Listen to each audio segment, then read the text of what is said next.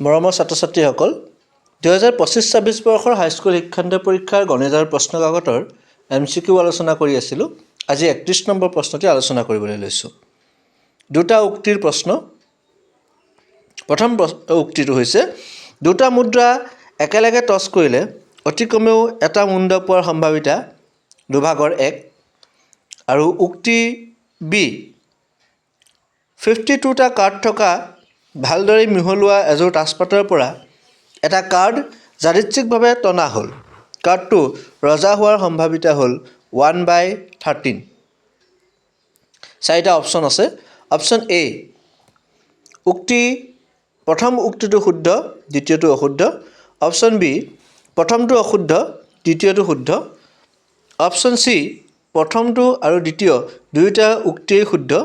Option D প্ৰথম আৰু দ্বিতীয় দুয়োটা উক্তি অশুদ্ধ। এই প্ৰশ্নটো তোমালোকৰ সম্ভাৱিতা পাঠৰ প্ৰশ্ন। ইতিমধ্যে সম্ভাৱিতা পাঠৰ এটা প্ৰশ্ন আমি আগৰ এটা ভিডিঅ'ত আপলোড কৰি আহিছোঁ। তোমালোকে সেই ভিডিঅ'টো চাই ল'বা।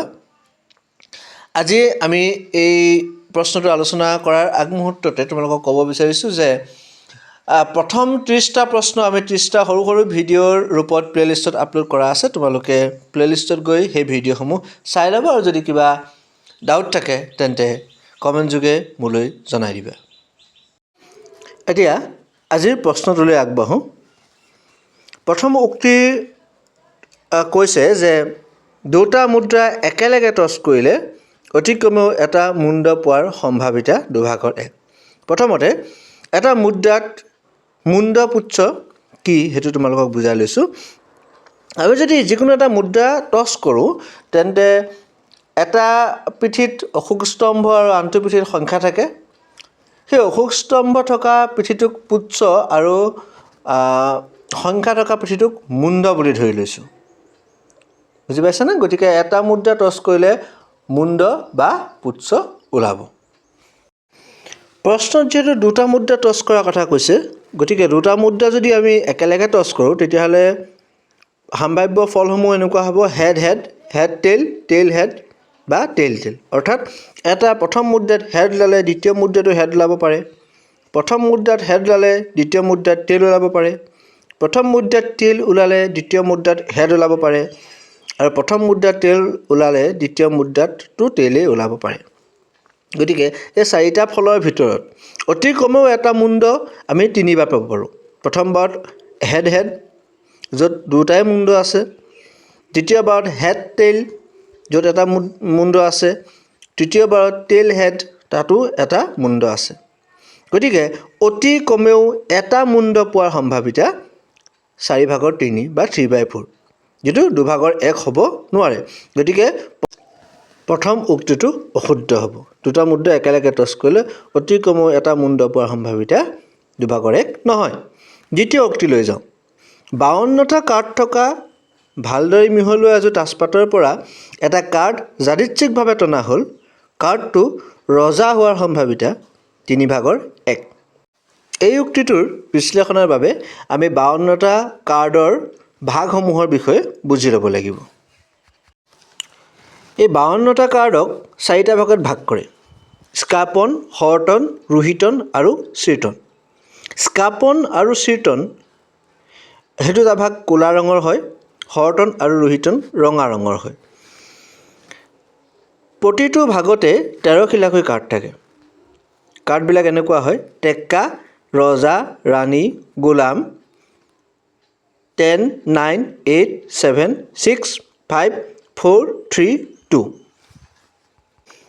এই 13টা কাৰ্ডৰ ৰজা, ৰাণী আৰু গোলামক মুখ কাৰ্ড বুলি কয়। কেৱল স্কাপনতে সেই 13টা কাৰ্ড নহয়, হৰটন, ৰোহিতন, চিৰটন প্ৰত্যেকতেই সেই একে নামৰে 13টাকৈ কাৰ্ড থাকে। বুজি পাইছানে? এতিয়া আমি প্ৰশ্নটোলৈ যাওঁ। প্ৰশ্নত কৈছিলে 52টা কাৰ্ডৰ ভিতৰত এটা কাৰ্ড যাদৃচ্ছিকভাৱে তুলি আনিলে সি ৰজা হোৱাৰ সম্ভাৱিতা। হৰটনত এটা ৰজা আছে, স্কাপনত এটা ৰজা আছে, ৰোহিতনত এটা ৰজা আছে আৰু চিৰটনত এটা ৰজা আছে। গতিকে সৰ্বমুঠ ৰজা 4টা আছে, মুঠ কাৰ্ড 52টা আছে। গতিকে ৰজা হোৱাৰ সম্ভাৱিতা 52 ভাগৰ 4 আৰু কটাকটি কৰিলে আমি পাম 13/1 1/13 গতিকে দ্বিতীয় উক্তিটো শুদ্ধ গতিকে শুদ্ধ অপশ্যনটো কি হ'ব উক্তি A অশুদ্ধ আৰু উক্তি B শুদ্ধ অপশ্যন B হ'ব প্ৰশ্নটোৰ শুদ্ধ অপশ্যন ছাত্ৰ ছাত্ৰীসকল আশা কৰোঁ তোমালোকে এই প্ৰশ্নটিৰ উত্তৰ বুজি পাইছা যদি তোমালোকৰ বুজাত কিবা অসুবিধা হৈছে বা ডাউট আছে তেন্তে মোলৈ কমেণ্ট যোগে জনাবা মই তোমালোকক পুনৰ বুজাই দিবলৈ যত্ন কৰিম তোমালোকৰ কাৰণে 32 নম্বৰ প্ৰশ্নটো হোমৱৰ্ক হিচাপে আগবঢ়াইছোঁ পৰৱৰ্তী ভিডিঅ'ত আমি সেই 32 নম্বৰ প্ৰশ্নটোৰ আলোচনা কৰিম তেতিয়ালৈকে তোমালোকে প্ৰশ্নটি ঘৰত নিজে কৰিবলৈ যত্ন কৰা ছাত্ৰ ছাত্ৰীসকল তোমালোকে ইমান সময় ভিডিঅ'টি চোৱাৰ বাবে সকলোকে ধন্যবাদ জ্ঞাপন কৰিছোঁ চেনেলটোলৈ যদি আজি প্ৰথমবাৰৰ কাৰণে আহিছা তেন্তে ছাবস্ক্ৰাইব কৰি ল'বা তোমালোকৰ বন্ধুবৰ্গৰ মাজত চেনেলটো এই ভিডিঅ'সমূহ শ্বেয়াৰ কৰিবা যাতে তেওঁলোকেও এই ধৰণৰ MCQ সমূহ সহজতে কৰিব পাৰে আৰু বুজি পায় পুনৰবাৰ সকলোকে ধন্যবাদ জ্ঞাপন কৰিছোঁ আৰু তোমালোকৰ উজ্জ্বল ভৱিষ্যত কামনা কৰিলোঁ ধন্যবাদ